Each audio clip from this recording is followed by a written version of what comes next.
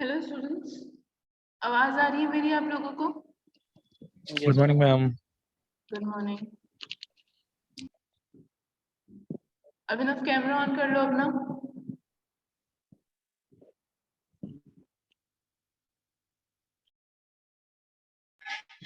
Just 1 minute. ठीक है। Assignments के टॉपिक समझ में आ गए थे ना? कुछ ऐसा तो नहीं जो असाइनमेंट में ना समझ में आया हो? क्लियर था सब? Yes ma'am, clear. ठीक है, यस मैम। ओके। आगे कंटिन्यू करते हैं आज। जैसे कि आज हमने डिस्कस करना था कि परफेक्ट कंपटीशन में किस तरीके से आपका इलास्टिसिटी जो आपका इक्विलिब्रियम कैसे कैलकुलेट किया जाता है, कैसे पता लगाया जाता है कि आपकी परफेक्ट कंपटीशन मार्केट में जो आपकी इंडस्ट्रीज हैं या जो आपकी फर्म्स हैं वो इक्विलिब्रियम लेवल पे कब पहुंचेंगी। तो इसके लिए सबसे पहले तो हमें ये पता होना चाहिए कि फर्म एंड इंडस्ट्री होता क्या है। ठीक है, आपके कोर्स में यूनिट 1 में एक टॉपिक भी दिया हुआ है, meaning of firm and industries. किसी को पता है कि meaning of firm and industry क्या होता है? मैंने फर्स्ट सेमेस्टर में क्लास में एक बार डिस्कस भी किया था इस बारे में। मैम, फर्म एक स्मॉल इंडस्ट्री होती है और मतलब एक स्मॉल मैन्युफैक्चर जहाँ पर होता है। और इंडस्ट्री मैम जैसे पूरी एक उसी चीज़ की, जैसे मैम शैम्पू की एक इंडस्ट्री है पूरी। अब उस पर स्मॉल स्मॉल फैक्ट्रीज आती हैं या फर्म्स आती हैं उसमें। ठीक है, करेक्ट है। ठीक है, अगर हम इसकी प्रॉपर डेफिनेशंस की बात करें, ठीक है, अब देखो प्रोडक्शन की अगर हम बात करते हैं तो इसमें दोनों चीजें आती हैं, फर्म भी आती है और इंडस्ट्री भी आती है। मतलब कहीं ना कहीं प्रोडक्शन में फर्म और इंडस्ट्री दोनों आपस में एक दूसरे से लिंकअप होती हैं। ठीक है, स्टेटमेंट की अगर बात करें तो अकॉर्डिंग टू R.L. मिलर, ठीक है, R.L. मिलर के द्वारा एक डेफिनेशन दी गई जिसमें उन्होंने कहा कि firm is an organization that buys and hire resources and sell goods and services। ठीक है, फर्म क्या है? एक ऐसी ऑर्गेनाइजेशन है जो रिसोर्सेस को बाय करती है, हायर करती है, मतलब उससे कुछ ना कुछ वो प्रोडक्शन करती है, एंड देन आफ्टर उससे गुड्स एंड सर्विसेज को क्या करती है? सेल करती है। उसी के बाद लिप्से के द्वारा आपको डिफाइन किया गया कि firm is a unit that employs factors of production to produce commodities that it sell to other firm, to household or to the government। सीधी बात है, फर्म क्या होती है? एक ऐसी कंपनी होती है जहाँ पे प्रोडक्शन वगैरह का काम किया जाता है और वो एक स्मॉल लेवल की ऑर्गेनाइजेशंस के नाम से जानी जाती हैं। वहीं पे अगर हम इंडस्ट्रीज की बात करें, इंडस्ट्रीज क्या करती हैं? एक तरह से हम लेमैन की लैंग्वेज में बात करें तो ये आपकी प्रोडक्शन यूनिट्स होती हैं। ठीक है, अगर हम सिंपल लैंग्वेज में बोले, किसी से भी आप नॉर्मली पूछो कि इंडस्ट्री तुम किसको बोलोगे, तो इंडस्ट्री का मतलब वो कहेंगे कि कोई भी ऐसी यूनिट जो मैन्युफैक्चरिंग करती हो वो आपकी इंडस्ट्रीज होती है। जैसे कि अहमद अभी आपने बताया कि इंडस्ट्री एज अ होल बहुत एक ह्यूज कॉन्सेप्ट है और उसके अंडर छोटी छोटी फर्म्स है जो कि जुड़ी होती हैं, जो प्रोडक्शन वगैरह में सपोर्ट करती हैं। इंडस्ट्री की डेफिनेशन अगर हम देखें तो इसमें बोला गया है कि industry is a group of firm producing homogeneous product in a market. Industry क्या होती है? एक ऐसा ग्रुप ऑफ फर्म्स होती हैं जो कि होमोजीनियस प्रोडक्ट, मतलब एक जैसे प्रोडक्ट को क्या करती हैं? मैन्युफैक्चर करती हैं। अकॉर्डिंग टू लिप्से, इनका कहना है कि industry is a group of firm that sells a well defined product और closely related set of product.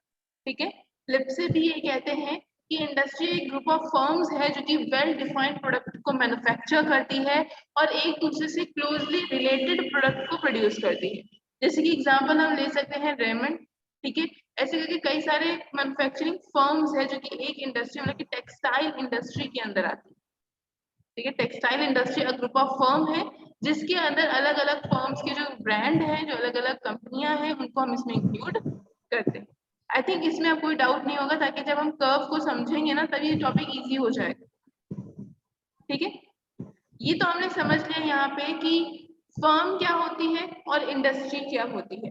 अगर आपको याद हो तो क्लास 12th में आपने चैप्टर एक पढ़ा भी था, मार्केट इक्विलिब्रियम का। ठीक है, जिसमें कि हमने देखा था कि firm and industry equilibrium condition पे कब आती है। क्या ये पता है?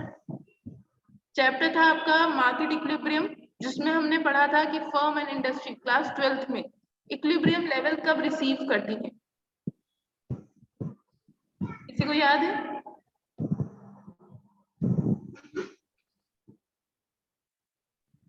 मैम जब वो अपने मैक्सिमम पे पहुंच जाती है मैम, उसके बाद एक जगह स्टिल हो जाती है मैम, उसके ऊपर मैम एक पॉइंट के बाद उसको नीचे आना पड़ता है, वो एक क्लिपिंग पॉइंट होता है। नहीं, इसमें ये चीज नहीं है। अच्छा। क्लास 12th में पढ़ा था आपने। आप जो बात कर रहे हैं वो टोटल प्रोडक्शन टोटल यूटिलिटी वाला कौन सा, जो फर्स्ट सेमेस्टर में पढ़ा था उसकी बात कर रहे हैं। यहाँ पे वो नहीं कह रहे, हम ये कह रहे हैं कि फर्म एंड इंडस्ट्री किस कंडीशन में इक्विलिब्रियम लेवल को रिसीव करेगी। ठीक है, इसमें देखो लिखा हुआ है a firm is in equilibrium when it has no tendency to change its level of output। सीधी बात है, एक कंपनी एक फर्म इक्विलिब्रियम पे तभी पहुंच सकती है जब वो अपने आउटपुट में अब कोई चेंज करने की कंडीशन में नहीं है। क्या मतलब था इस चीज का? अगर आपकी कंपनी 10 यूनिट बनाने की कैपेबिलिटी रखती है, ठीक है, कितनी यूनिट बनाने की कैपेबिलिटी रखती है?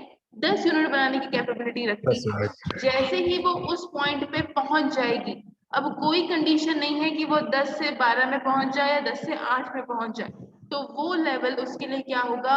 इक्विलिब्रियम का लेवल होगा। It needs neither expansion nor contraction. उस पॉइंट पे जाके जब वो अपने मैक्सिमम लेवल पे पहुंच जाएगी, तो अब उसको ना तो एक्सपेंड करने की, ना तो बढ़ाने की, ना ही कॉन्ट्रैक्शन करने की, मतलब कि कम करने की कोई जरूरत होगी। इसमें कहा जाता है it wants to earn maximum profit in by equating its marginal cost with its marginal revenue. मतलब कि जब marginal cost and marginal revenue एक दूसरे के बराबर हो जाएंगे, तब फर्म एंड इंडस्ट्रीज कभी भी अपने इक्विलिब्रियम लेवल को चेंज करने की कोशिश नहीं करेगा। ठीक है, इतना क्लियर हुआ? सीधी सी बात है, लॉजिकली अगर सोचो तो उसमें साफ लिखा है, अगर मान लो, ठीक है, आप कोई कंपनी में प्रोडक्शन करते हो और उसकी कॉस्ट आ रही है 10 रुपए, ठीक है, जब आपने उसको बेचा तब आप कितना रिसीव कर रहे हो? 10 रुपए ही रिसीव कर रहे हो। तो उस कंडीशन में अब आप कोई टेंडेंसी ऐसी नहीं रखोगे कि वो ऊपर नीचे मूव करे, मतलब कि उसमें किसी भी तरीके का कोई चेंज देखा जाए। जैसे कि अगर हम इसकी कर्व ड्रॉ करने की बात करें तो कुछ इस तरीके से कर्व बनेगा। ठीक है, यहाँ हो गया आपका एक वाई एक्सिस, इधर हो गया आपका एक एक्स एक्सिस। ठीक है, यहाँ पे हम एक रेवेन्यू लाइन बनाएंगे। रेवेन्यू लाइन जैसे कि पता है आपकी कांस्टेंट लाइन होती है रेवेन्यू की। ये हो गई आपकी रेवेन्यू।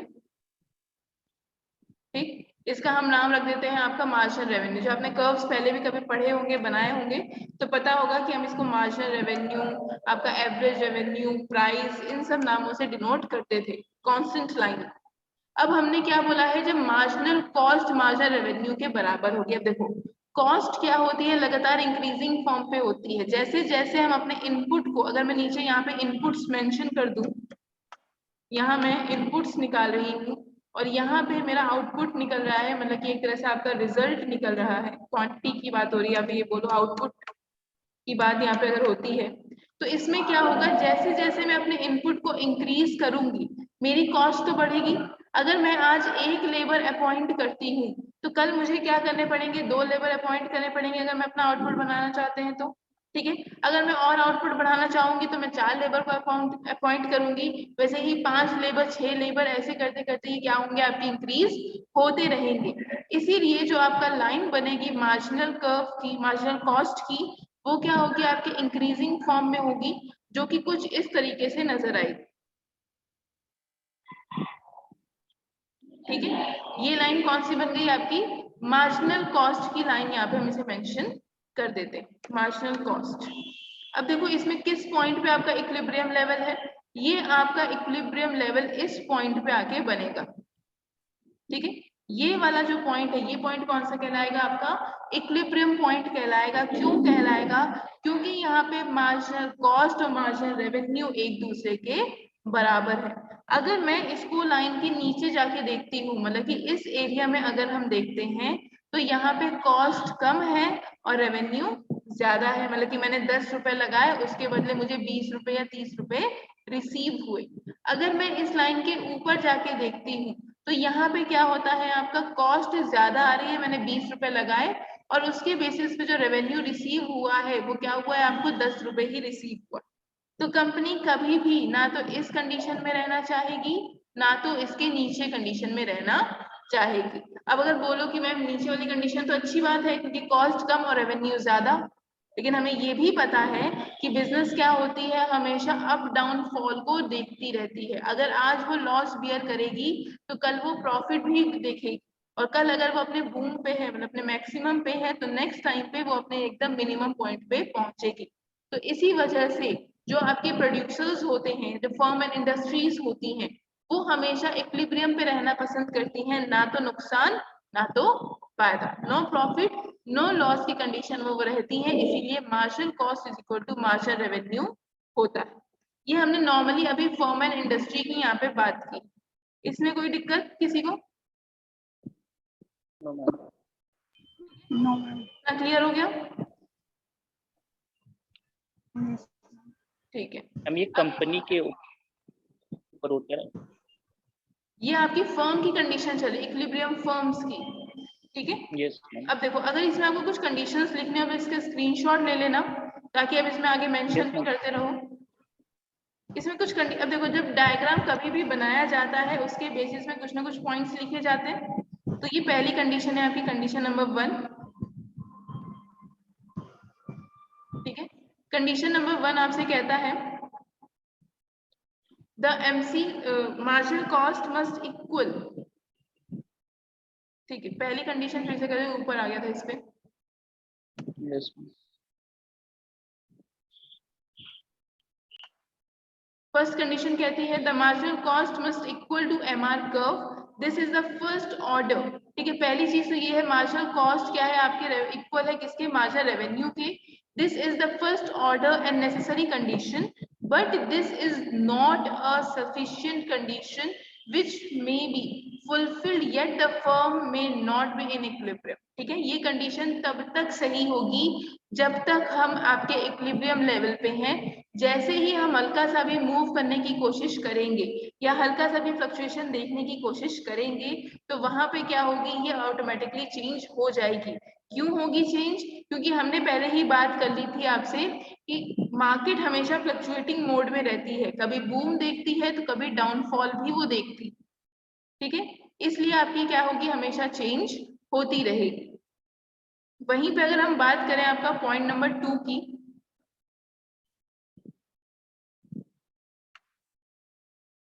ठीक है। पॉइंट नंबर 2 में देखो कह रहा है आपसे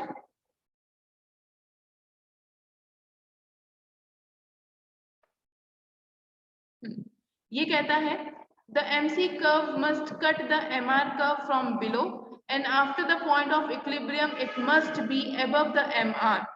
This is the second order condition. Under condition of the perfect competition, the MR curve of the firm coincides with the AR curve. The MR curve is horizontal to the x-axis. Therefore, the firm is in equilibrium when MR is equal to MC is equal to AR, that is price. ठीक है। Same condition को फिर से आपको explain किया गया है। जब MR कर्व नीचे होगा, मतलब कि इक्विलिब्रियम पॉइंट से नीचे होगा इस पॉइंट पे, तब भी हम अपने एफिशिएंट लेवल पे नहीं होंगे। इवन सेकंड कंडीशन अगर वो उससे ऊपर पहुंच जाता है तब भी हम अपने इक्विलिब्रियम लेवल पे नहीं होंगे। तो यही बात आपसे यहाँ पे कहने की कोशिश कर रहा है। इसमें किसी तरह का कोई डाउट है? मैम कंपनी हमेशा इक्विलिब्रियम लेवल पे रहना चाहती है। कंपनी हमेशा इक्विलिब्रियम लेवल पे ही रहना चाहती है क्योंकि ज्यादा अप डाउन या फ्लक्चुएशंस होंगी तो खुद भी वो रिसोर्सेज को क्लियर नहीं कर पाएगी, इसलिए। ठीक है, कोई डाउट किसी को? No ma'am. इसका स्क्रीनशॉट ले लो एक बार। यस मैम, ले लिया? Yes ma'am. ठीक है।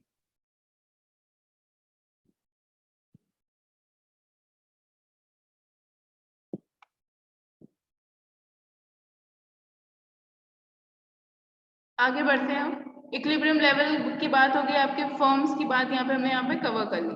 अब आता है इंडस्ट्री का, ठीक है। अभी तक हमने किसकी बात की थी, एक फर्म की बात की थी कि फर्म अपने इक्विलिब्रियम लेवल पे कब होगी, मतलब कि वो सिर्फ और सिर्फ एक ही प्रोस्पेक्टस की बात करती है। लेकिन जब हम बात करते हैं इंडस्ट्री की, तो यहाँ पे डिमांड एंड सप्लाई दोनों का कॉन्सेप्ट देखा जाएगा। ठीक है, अभी हमने फर्म की बात की, सिंपल कर्व पे हमने समझ लिया। अब हम यहाँ पे देखते हैं कि जब आपकी इंडस्ट्री की बात होती है उस टाइम पे क्या चीजें होंगी, डिमांड एंड सप्लाई दोनों को हमें सेम कंडीशन में लेके चलना। अगर आपको याद हो तो एक आपके क्लास 12 में कर्व था aggregate demand and aggregate supply का, याद है कुछ? Aggregate demand and aggregate supply, उस कर्व की हेल्प से हम यहाँ पे क्या कर सकते हैं, आपके इंडस्ट्रीज में लेवल ऑफ इक्विलिब्रियम को चेक कर सकते हैं। कंडीशन देखो इसमें क्या बोली जाती है, firstly when there is no tendency for the firm either to leave और एंटर द इंडस्ट्री। ठीक है, पहली कंडीशन तो ये होती है कि फर्म इतना इजीली किसी भी इंडस्ट्री के अंदर ना तो एंटर कर सकती है ना तो उसको छोड़ के जा सकती है। And secondly when each firm is also in equilibrium, जब सारी की सारी फर्म क्या होंगी, आपस में इक्विलिब्रियम पे होंगी। तो पहले बात करते हैं फर्स्ट कंडीशन की। The first condition implies that the aggregate cost curve coincide with आपके average revenue curve of all the firms in the industry. They are earning only normal profit which are supposed to be included in the average cost curve of the firm. ठीक है, पहली condition के हिसाब से जब कोई firm ना तो इजीली एंटर कर सकती होगी और ना ही इजीली बाहर मार्केट से निकल सकती है, इंडस्ट्री से निकल सकती है, तो उसके लिए सिर्फ एक ही ऑप्शन बचता है कि वो नॉर्मल प्रॉफिट अर्न करती रहे ताकि वो अपने सर्वाइवल पे ध्यान दे सके। खुद सोचो, अगर आप एक्सेस प्रॉफिट अर्न करने की कोशिश करोगे तो आपकी ग्रोथ होगी। ठीक है, नॉर्मल सी बात है, अगर आप एक्सेस प्रॉफिट देखोगे तो आपकी ग्रोथ होगी और एक टाइम पे आके आपको लॉस भी बियर करना पड़ेगा, क्योंकि एज अ बिजनेस साइकिल अगर आप एक टाइम पे एक्सेस प्रॉफिट अर्न करते हो तो नेक्स्ट टाइम पे आपको लॉस भी बियर करना पड़ता है। सेकेंड कंडीशन की बात करें तो सेकेंड कंडीशन कहती है the second condition implies the equality of MC and MR. ये बात हम अभी फर्स्ट पॉइंट पे भी कर चुके थे। जब एमसी एंड एमआर एक दूसरे के बराबर होते हैं तब आपका इक्विलिब्रियम लेवल यहाँ पे रिसीव हो जाएगा, जिसमें कहता है under a perfect competition industry these two condition must be satisfied at a point of equilibrium। कुछ पॉइंट्स है जिससे सारी चीजें क्लियर हो जाएंगी, कितने आपकी कंडीशंस बन सकती हैं। पहली condition MR is equal to MC होगा, इसमें तो आई थिंक कोई डाउट नहीं होगा, दोनों में MR is equal to MC। दूसरी आती है aggregate cost is equal to aggregate revenue, AR is equal to AC। ठीक है, ये सारे कर्व आपको यहाँ पे क्या करने पड़ते हैं, ध्यान देने पड़ते हैं दोनों कंडीशंस पे। जब आपका मार्जिनल कॉस्ट और मार्जिनल रेवेन्यू एक दूसरे के बराबर होगा फर्स्ट कंडीशन के हिसाब से, तो सेकंड कंडीशन के हिसाब से आपको एवरेज कॉस्ट और एवरेज रेवेन्यू को भी एक दूसरे के बराबर करना पड़ेगा। जैसे कि ओवरऑल आप ये कह सकते हो कि मार्जिनल कॉस्ट एवरेज कॉस्ट के बराबर होगी, एवरेज कॉस्ट आपकी एवरेज रेवेन्यू के बराबर होगी और एवरेज रेवेन्यू आपके मार्जिनल रेवेन्यू के बराबर होगी। मतलब कि चारों कंडीशन आपस में एक दूसरे के इक्वल हो जाएगी। मतलब कि अगर कंडीशन ऐसे बन रही है MC is equal to MR, ठीक है, आगे कहता है आपसे MR is equal to AR। ठीक है, ये भी क्या हो जाएगा, एक दूसरे के बराबर हो जाएगा और यहाँ पे पता है AR is equal to AC। इस कंडीशन के हिसाब से सभी चाहे जितनी भी तरह की कॉस्ट हो, चाहे वो मार्जिनल कॉस्ट हो, चाहे वो आपकी एवरेज कॉस्ट हो, या फिर चाहे वो आपका मार्जिनल रेवेन्यू हो या एवरेज रेवेन्यू हो, चारों क्या हो जाएंगे, एक दूसरे के बराबर हो जाएंगे। किस कंडीशन में, परफेक्ट कंपटीशन इंडस्ट्री के पर्पस। क्यों ऐसा बोला गया, देखो यहाँ पे क्यों बोला गया। एवरेज रेवेन्यू को हम क्या बोलते हैं, आपका प्राइस बोलते हैं। ठीक है, एवरेज रेवेन्यू को किससे डिनोट किया जाता है, प्राइस से डिनोट किया जाता है। हम ये बात बहुत अच्छे से जानते हैं कि परफेक्ट कंपटीशन में जो मार्केट होती है वो प्राइस टेकर होती है, मतलब कि इंडस्ट्री ने जो भी प्राइसेस सेट कर दी होंगी सभी फर्म्स उसको अप्लाई करेंगी। ठीक है, इतनी बात यहाँ पे भी लॉजिकली क्लियर है। एग्जाम्पल मैंने जब उस दिन समझा रही थी तो मैंने अमीनाबाद मार्केट का लिया था, जिसमें कि सारे टॉपिक मैंने क्लियर कर लिए थे कि परफेक्ट कंपटीशन में किस तरीके से वर्क किया जाता है। ठीक है, उसके बाद जब आपकी मार्जिनल रेवेन्यू मतलब कि जो आपकी प्राइस है वो एवरेज रेवेन्यू के बराबर है और हमें पता है कि मार्जिनल कॉस्ट और मार्जिनल रेवेन्यू बराबर होगा, तभी हम इक्विलिब्रियम लेवल पे मूव कर सकते हैं। ठीक है, ये पॉइंट यहाँ पे कंसीडर किए जा रहे हैं। अब फर्म एंड इंडस्ट्री की जब हम इक्विलिब्रियम निकालते हैं तो दो तरीके से भी कैलकुलेट कर सकते हो। एक होता है आपका शॉर्ट रन बेसिस पे, तो दूसरा होता है आपका लॉन्ग रन के बेसिस पे। फिलहाल अभी आपके कोर्स में short run and long run की कोई बात नहीं की गई है, जिसमें आपको सुपर नॉर्मल प्रॉफिट और मिनिमम लॉस ये सारी कंडीशन देखने को मिलेगी। ठीक है, अगर आपने क्लास 12 में ध्यान से पढ़ा होगा तो सारी चीजें आपको पता होंगी। सुपर प्रॉफिट क्या होता है, एबनॉर्मल प्रॉफिट किसे कहते हैं, लॉस की कंडीशन क्या होती है, ये सारी चीजें वहां पे कवर कर ली जाती। इसमें कोई डाउट है किसी तरीके का?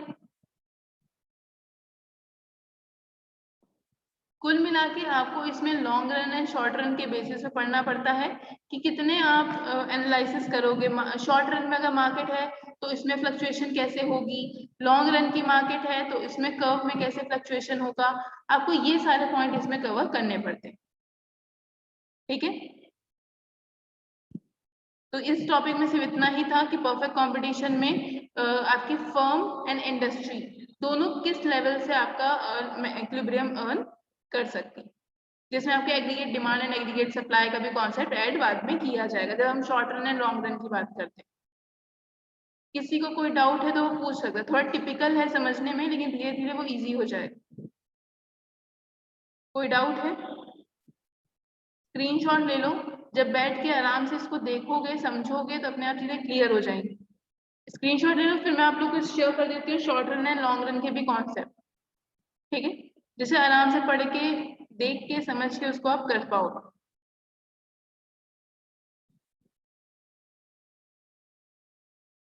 स्क्रीनशॉट ले लिया? Okay, Yes, ma'am. Yes ma'am.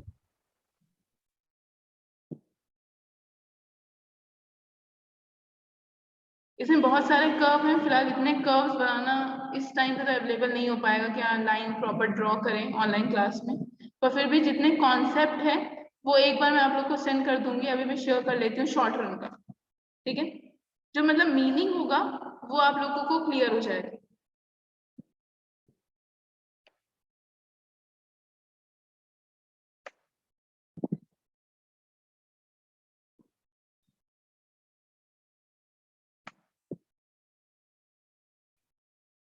Short run equilibrium है आपका फर्म एंड इंडस्ट्री का।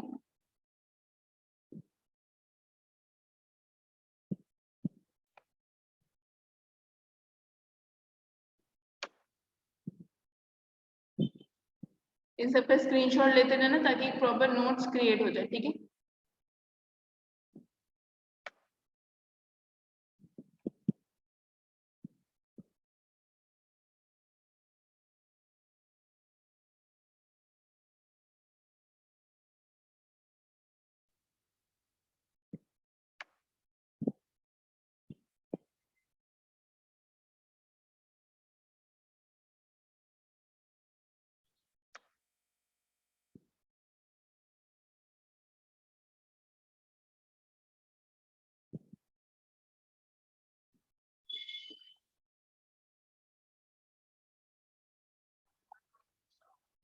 ये हो गया आपका पूरा शॉर्ट रन का। ठीक है, शॉर्ट रन इक्विलिब्रियम की स्क्रीन दिख रही है जिसमें हम बात करेंगे मीनिंग की। तो a firm is in equilibrium in the short run when it has no tendency to expand and contraction. ठीक है, ये बात हमने पहले भी कर ली थी कि जब फर्म के पास आउटपुट को लेके एक्सपैंड एंड कॉन्ट्रैक्शन की कोई कंडीशन नहीं होती है and want to earn maximum profit और टू इनकम मिनिमम लॉस, तो इस कंडीशन को हम क्या कहेंगे? इक्विलिब्रियम कंडीशन कहेंगे short run.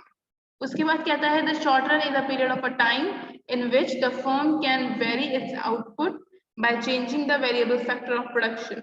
The number of firm in the industry is fixed because neither the existing firm can leave nor new firms can be entered. ठीक है, assumptions इसकी बोल रही है आपसे। इसमें कहता है all the firm use homogeneous factor of production। ठीक है, अब देखो परफेक्ट कंपटीशन में जब सभी प्रोडक्ट होमोजीनियस कैटेगरी के बनाए जा रहे हैं तो उस टाइम पे फैक्टर ऑफ प्रोडक्शन भी क्या होगा? होमोजीनियस होगा। अगर हम फैक्टर ऑफ प्रोडक्शन को हल्का भी चेंज करेंगे तो प्रोडक्ट की क्वालिटी भी क्या हो जाती है? चेंज हो जाती है। सेकंड कहता है firms are of different efficiency.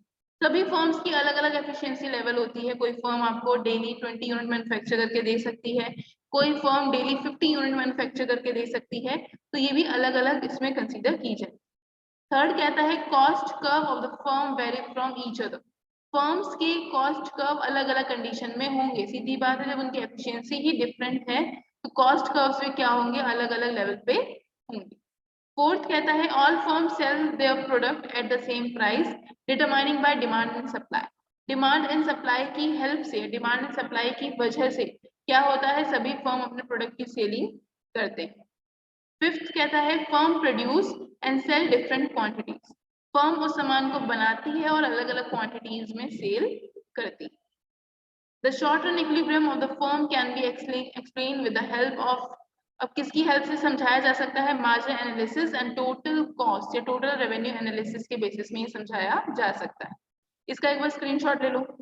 इसके बाद हम बात करेंगे मार्जिन एनालिसिस क्या है और टोटल कॉस्ट या टोटल रेवेन्यू एनालिसिस क्या है।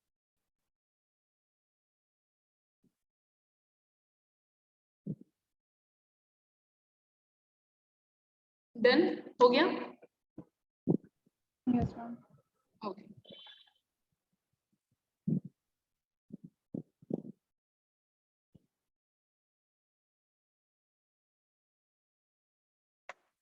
सबसे पहले आएगा आपका मार्जिनल कॉस्ट या मार्जिनल रेवेन्यू एनालिसिस, ठीक है।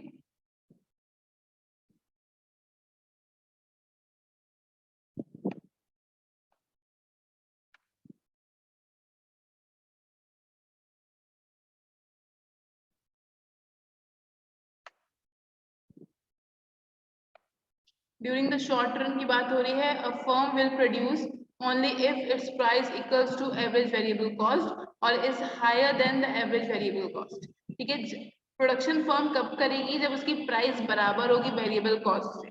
सीधी बात है, जितना भी कॉस्ट एंकर होगा अगर उसकी प्राइस के बदले उसे उतना ही मिल रहा है तभी वो प्रोडक्शन करेगी, या फिर जब उसे वेरिएबल कॉस्ट से ज्यादा रिसीव होगा उस कंडीशन पे ही आप प्रोडक्शन करोगे। मान लो आप ऐसा प्रोडक्शन करते हो जिसके बेसिस पे आपको कोई भी पैसा रिसीव नहीं होता या आपने जितना लगाया उतना ही आपको मिल गया, तो एक टाइम पे आके कंडीशन ये होती है कि आप चाहते हो कि अब हम मैन्युफैक्चर ना करें, तब आपकी कंडीशन आती है ब्रेक पॉइंट की, ठीक है, या फिर शट डाउन पॉइंट की बात तब हम उस टाइम पे करते हैं कि कब हम अपनी प्रोडक्शन को टोटली पूरी तरीके से बंद कर देंगे।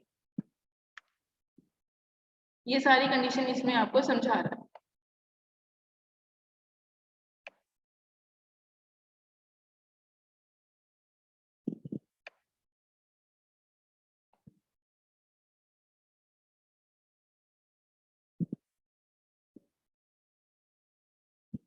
ठीक है, इसके बाद आपका आ जाएगा सुपर नॉर्मल प्रॉफिट की कंडीशन। इसका जल्दी से स्क्रीनशॉट ले लो, बाद में से और ज्यादा अच्छे से एक्सप्लेन में समझ लेंगे, क्योंकि अभी टाइम नहीं है तो कम से कम नोट्स तो कंप्लीट पहुंच जाए। डन? Yes, ma'am.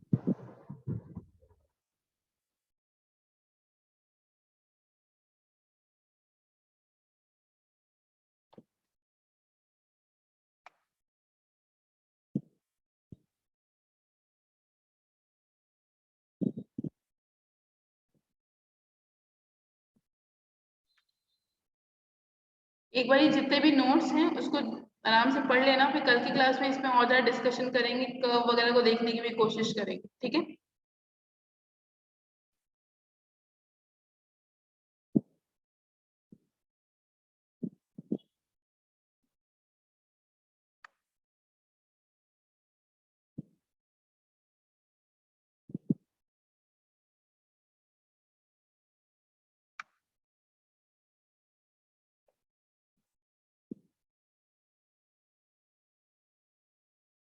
यहाँ पे कुछ डायग्राम्स भी हैं नोट्स में, तो वो डायग्राम्स में आपको सेंड कर दूंगी फोटोज, ठीक है।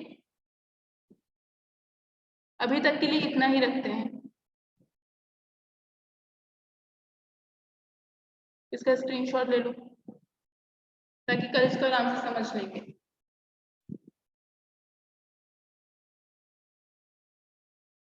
Done? Yes ma'am. Okay, Yes, ma'am. Attendance ले लेते हैं क्योंकि टाइम अप होने वाला है, नहीं तो फिर वो भी नहीं होगा।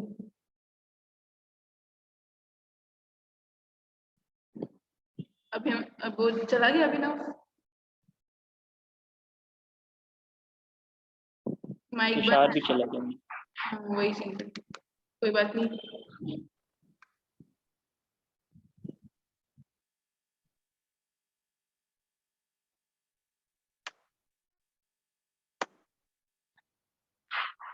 चलो ठीक है, ओके, थैंक यू क्लास। कल इसके बारे में और डिस्कस करेंगे, आप पढ़ लेना घर पे, ठीक है। Yes.